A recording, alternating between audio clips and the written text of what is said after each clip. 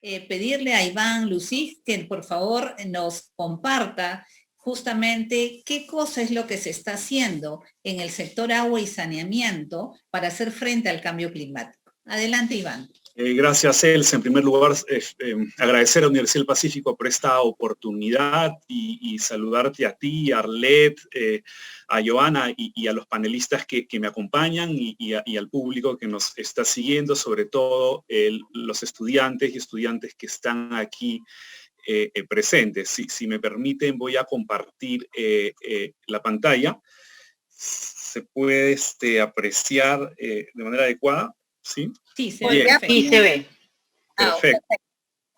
A ver, la SUNAS como organismo regulador se encarga de determinar las tarifas y aprobarlas para los servicios de abastecimiento de agua potable, recolección y tratamiento de aguas residuales, así como también establecer los niveles de calidad del servicio de cara a los usuarios que lo reciben, considerando, y esto es muy importante, la capacidad técnica y la capacidad económica del prestador, porque nuestra labor es lograr un nivel de equilibrio entre el precio y la calidad, pero tenemos también que mirar estas capacidades, las técnicas y económicas que tienen los prestadores y también el entorno sobre el cual estos prestadores desenvuelven sus operaciones para brindar el servicio. Y en este entorno natural y físico, el tema de cambio climático es muy importante. Para el sector de agua potable y saneamiento, el cambio climático tiene una incidencia directa en la disponibilidad de agua cruda que captan los prestadores para poder potabilizarla y distribuirla, ¿no? Siendo este su principal insumo, ¿cierto? Y de lo que se trata también es ir generando las capacidades para que los prestadores puedan controlar la cadena de suministro del agua cruda en este entorno. Entonces, una de las principales cosas que ahora nos toca analizar son estos escenarios climáticos, ¿no? Y cómo estos escenarios afectan la precipitación y cómo se prepara, digamos, los ecosistemas proveedores de agua para poder ser gestionados de manera importante, ¿no? El análisis de los escenarios muestra, en el caso del Perú, ¿no?, variaciones en las precipitaciones que tienen diferentes comportamientos, inclusive dentro de una misma cuenca se puede observar que hay variaciones entre la parte media y la parte baja de la cuenca, ¿no? Y en estos escenarios se van proyectando distintas variaciones en la precipitación que pudieran ocurrir en distintos periodos de tiempo, ¿no? Nos observamos, por ejemplo, que para el RIMAC en el 21 y el año 26 puede haber una disminución de 8.4% en la precipitación, ¿no? Y esto va a afectar al servicio, tanto, o sea, toda vez cuando estas variaciones son positivas o estas variaciones son negativas. Una menor disponibilidad, de hecho, disminuye la continuidad de la provisión de agua potable, y cuando hay exceso de agua disponible se interrumpe el servicio cuando las plantas potabilizadoras no pueden tratar niveles de turbidez elevados, ¿no? Aquí, por ejemplo, tenemos un ejemplo de la cuenca del río Quirós en Piura. En la parte alta, según el análisis realizado por la SUNAS, en base a la información de CENAMI, llovería más, ¿no? Y en la parte baja llovería menos. Hemos cuantificado el impacto que tendría la menor precipitación sobre la disponibilidad hídrica y también sobre el número de prestadores que se verían afectados, ¿no? para poner un ejemplo, y mirando el cuadro, el 15% de los prestadores tendrían una reducción de la disponibilidad hídrica entre el 66 y el 99%. Esto significa que hay 43 prestadores que podrían verse afectados con una reducción sumamente importante de agua para el consumo humano, ¿no? Lo importante es que tenemos la información, ¿no? Lo importante es que se han hecho estos escenarios. Entonces, lo que queda es trabajar con el sector vivienda y con el gobierno regional, en este caso de Piura, para empezar a establecer ciertas medidas de mitigación, ¿no? Bueno, ya lo mencionó Fernando Sionis en la presentación previa de lo que significa la variabilidad climática en términos de una mayor intensidad y en términos de sequías, en términos de inundaciones y todo lo demás, ¿no? Es importante ahora conversar un poco sobre los desafíos, ¿no? Y es importante también diferenciar sin considerar los efectos de cambio climático y después considerando los efectos de cambio climático, porque sin considerar los efectos de cambio climático, pues, sabemos que al 2030 y si queremos lograr los objetivos de desarrollo sostenibles tenemos que cerrar las brechas de acceso al agua potable y saneamiento tanto en el ámbito urbano como en el ámbito rural, ¿no? Considerando además que el gran problema en el ámbito rural es la calidad del agua, ¿no? Entre 2 y 3% de los hogares reciben agua para consumo humano, que cumpla con todos los parámetros de consumo humano, ¿no? Pero ya considerando los efectos de cambio climático, el sector de agua potable y saneamiento tiene como desafío gestionar los riesgos, ¿no? Identificados en la cadena de suministro del agua cruda y adaptarse al cambio climático con soluciones resilientes, ¿no? Es muy importante también lo que indicó el ingeniero Siones respecto a la necesidad de poder represar el agua en las partes medias y altas de las cuencas, ¿no? La pregunta siempre va a ser con qué tipo de infraestructura, con infraestructura que sea resiliente a variabilidad climática o con grandes represas que más allá del costo no necesariamente van a estar ubicadas allí donde se espera que la precipitación se produzca, ¿no? Bien, aquí tenemos unos gráficos que van a mostrar la superficie de bofedales que hemos perdido en 3 años. O sea, el 8% de los bofedales, hemos perdido 8% de los bofedales solamente en 3 años.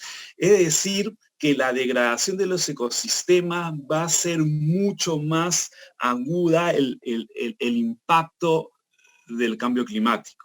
O sea, ya cambio climático tiene un impacto importante sobre la disponibilidad hídrica y a esto se va a acelerar justamente por la degradación creciente que el hombre hace de estos bofedales, ¿no?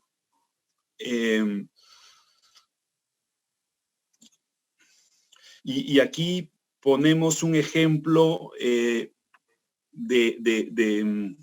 la cuenca Quilcay, que es una cuenca de aporte para la ciudad de Huaraz en el ámbito de la empresa Chavín, ¿no? Donde también hemos cuantificado la pérdida, en este caso de glaciales y bofedales, en un lapso de 20 años, ¿no? Es más o menos el 10%. ¿no? Y esto tiene un impacto directo sobre la prestación del servicio. ¿no? Ahora, ¿de qué manera incide el cambio climático como consecuencia, pues, de la combinación que hay entre variabilidad en precipitación y degradación, ¿no? Los efectos de la variabilidad en precipitación generan incertidumbre, en primer lugar, en la planificación de las inversiones, ¿no? O sea, si no sabemos dónde poner las infraestructuras, o sea, lo más clásico es hacer un diseño de una planta de agua potable, asumiendo ciertos niveles de caudal en la cuenca, y esos niveles supuestos de caudal puede variar significativamente en el tiempo, y sobre todo luego que la obra ya empieza a entrar en operación, lo que genera es simplemente que la infraestructura esté sobredimensionada para la cantidad de agua, ¿no? Luego tenemos los efectos del incremento de la temperatura promedio, ¿no? Y ese es importante, ¿no? Respecto a los costos incrementales en el proceso de tratamiento por la alteración de la calidad del agua, ¿no? La proliferación de algas, por ejemplo, es un evento que se ha presenciado en los últimos 10 años en casi todas las plantas a nivel nacional, sobre todo en costa y en la zona andina de nuestro país. Y esto genera un incremento importante en los costos de potabilización, sobre todo vinculados a reducir los olores que tiene el agua, ¿no? Bueno, los efectos del incremento de la frecuencia e intensidad de eventos extremos como sequías, inundaciones, ¿no? Genera paralización en el servicio, ¿no? Y esto también vinculado a mayores costos de tratamiento, ¿no? O sea, porque se pierden infraestructuras, o sea, se las lleva el Guayco, las líneas de conducción, o porque hay que cerrar las plantas, ¿no? Por los niveles de turbidez muy elevados. Entonces, sí tenemos información. Esto es importante porque hoy ya no nos podemos quejar de que no tenemos información. Existen los escenarios y existen las medidas. Vamos a ver cuáles son las medidas que se han trabajado en los últimos años a propósito de las contribuciones nacionalmente determinadas.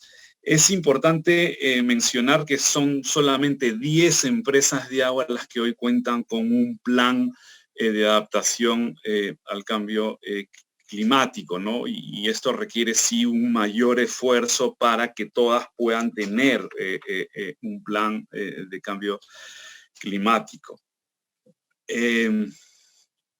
Al año 2019 se han definido las medidas de adaptación, ¿no?, al cambio climático desde el sector agua y que forman parte de las contribuciones nacionalmente determinadas. Entre ellas se destaca el empleo de los mecanismos de retribución por servicios ecosistémicos como una medida de adaptación para reducir la vulnerabilidad a los efectos del cambio climático.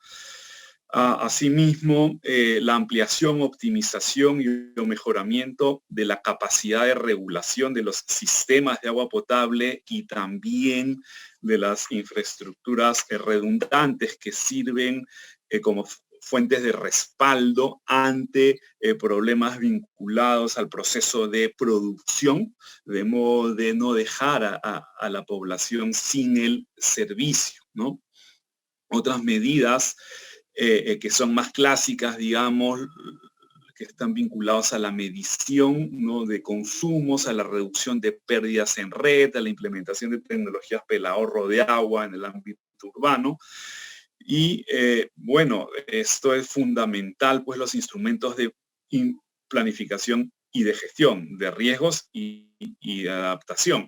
O sea, al final el foco principal está en las capacidades para hacer la gestión adaptativa tanto de las infraestructuras como también de los ecosistemas, ¿no? Podemos tener la mejor infraestructura, podemos tener inversiones e infraestructura natural también bien implementadas, pero si es que no se gestionan de manera adecuada y con las coordinaciones locales del caso y también a nivel central, entonces estas simplemente se pierden porque se deterioran, porque no se le dan mantenimiento y porque no se van adaptando justamente a la variabilidad del clima, ¿no? Por lo que implica un trabajo permanente, ¿no? Y de mantenimiento, ¿no? Y aquí no hay pandemia que valga, es decir, con pandemia o sin pandemia no podemos descuidar los recursos para el mantenimiento de los sistemas, ¿no? Esto es fundamental.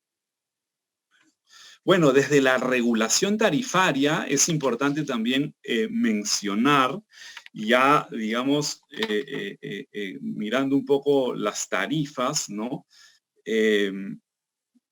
Que hay una evaluación, o sea, los planes de negocio de las empresas, los programas de inversión tienen una mirada de evaluación de riesgos, y no solamente desde la perspectiva de los riesgos operativos, sino también de los riesgos vinculados a la variabilidad climática, ¿no? Identificando medidas de mitigación y de adaptación para ser incorporadas en los planes maestros y en los estudios tarifarios. El problema aquí es que la tarifa no puede cubrir toda la inversión que esto requiere. La tarifa debiera ser la variable que permite la recuperación de esta inversión, pero si es que las empresas no cuentan con líneas de crédito y solamente esperan transferencias de tesoro, entonces no vamos a lograr dar ese salto. Y este es un problema que hoy es mucho más importante de abordar que antes, considerando que hoy mismo, digamos, se publicó un anuncio en el periódico respecto a que no hay caja para continuar con la ejecución de inversiones en agua potable y saneamiento. Entonces, es un tema que con pandemia o sin pandemia, con déficit fiscal o sin déficit fiscal, igual tenemos que agenciarnos de los recursos para que estas infraestructuras no dejen de construirse y de operar. Tenemos también la inclusión de los planes de gestión de riesgo y la financiación de los planes de gestión de riesgos en 47 empresas, ¿no? O sea, son 357 millones que tienen las empresas de agua para elaborar sus planes de gestión y en base a esos planes de gestión buscar financiamiento. Y los mecanismos de retribución, bueno, que son pues las intervenciones para conservar y restaurar los ecosistemas que proveen agua a las empresas de agua y sobre todo constituyen el capital semilla para articular localmente otras intervenciones y también a nivel de gobiernos regionales en términos ya de la cantidad de usuarios que tiene una cuenca y los diferentes usos que esta se da, ¿no? Ya son 6 empresas de agua a nivel nacional que vienen ejecutando proyectos de conservación. Este es un caso de la empresa Marañón en Cajamarca. Así también tenemos en Abancay, en Ayacucho, en Cusco, trabajos donde la empresa se involucra con las comunidades que son los contribuyentes a este mecanismo y además se visibiliza la problemática de agua potable y saneamiento en el ámbito rural y las posibilidades de hacer transferencia de tecnologías y de equipos hacia ellas.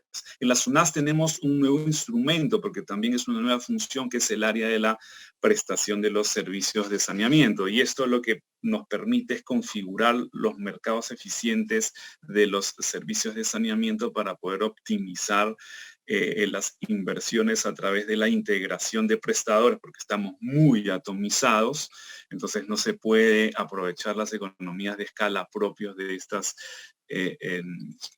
infraestructuras y, por supuesto, permiten mejorar gestionar de una mejor forma la relación fuente de agua y sumidero, toda vez que no necesariamente la fuente de agua que hoy está asignada a una empresa, mañana también debiera estar, ¿no? Esto, digamos, también va cambiando y hay que gestionar esa adecuación. Bueno, muchas gracias. Espero no haberme pasado del tiempo.